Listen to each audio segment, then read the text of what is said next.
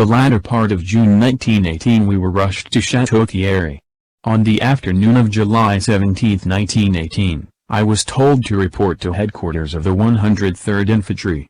There I was given the particulars regarding the proposed attack on Torcy. We started off with our cameras, arriving at the battalion dugouts just after dusk. We did not know the 0 hour but everyone was ready. About 10 o'clock the runner came in with the message. The time was to be 4:35.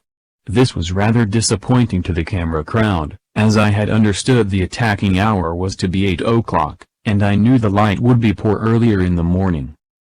Slipping and sliding, we wound our way in single file into the trenches that night.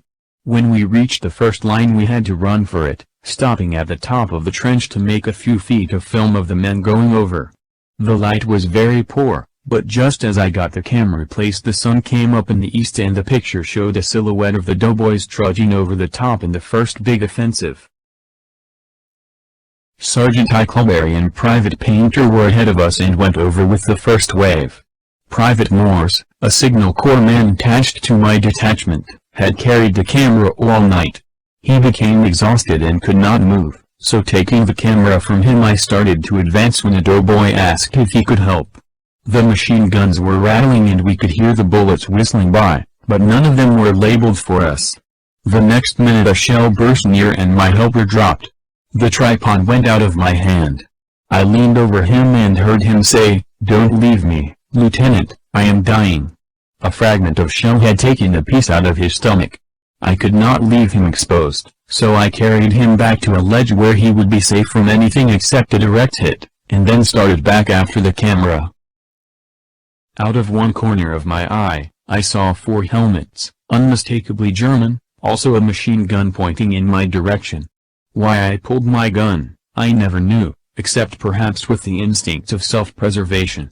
Instantly they threw up their hands, coming towards me yelling "Kamerad." Over my right shoulder I heard a grenade explode.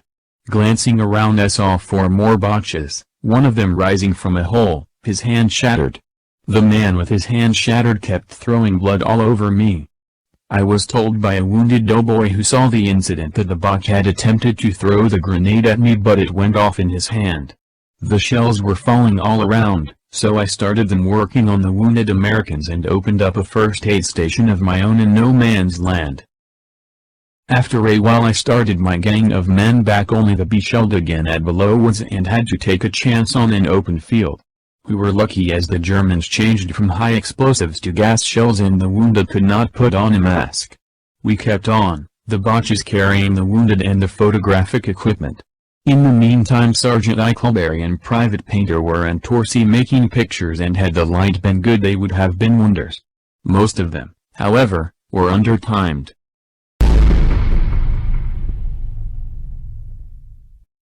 The French brigade on our right not being able to take Hill 193, it was decided that on Saturday afternoon July 20th, at 3 o'clock there would be another big attack. Having only one car, I sent Sergeant Icleberry, Private Painter and Private Morse out to the 103rd Infantry again. Feeling sure that I knew the direction I told Private Cub to follow me. We were very heavily loaded down with a moving picture camera, tripod, 4x5 still camera, plate holders, a 3A Kodak, and all the other hardware of our regular equipment. Private Cobb would always carry on, regardless of the dangers, which made him very much a hero, in my estimation. We were dropped by snipers' fire. Directly behind us our troops emerged from the woods. Incidentally I knew that by mistake I had got into no man's land.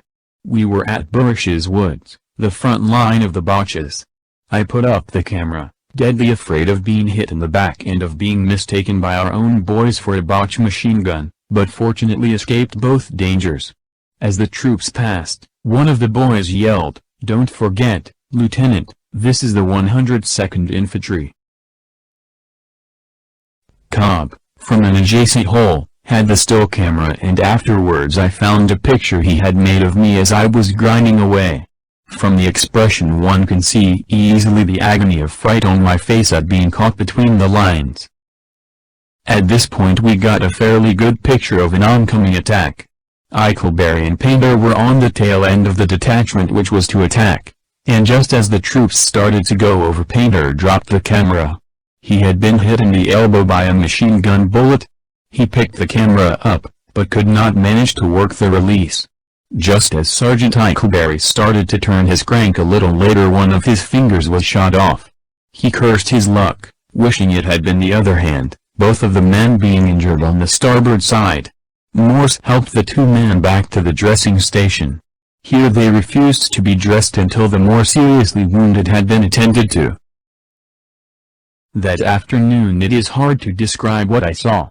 In my position I was able to follow the attack from a point commanding a view of the entire valley, and from my observations of modern warfare, it is little bodies of men in skirmish formation coming out of the woods, dropping, crawling, dodging from shelter to shelter. I saw one go head over heels and knew he was an officer as his puttees glistened in the sun as he went over. I saw countless men trying to crawl back to the road only to be picked up by snipers.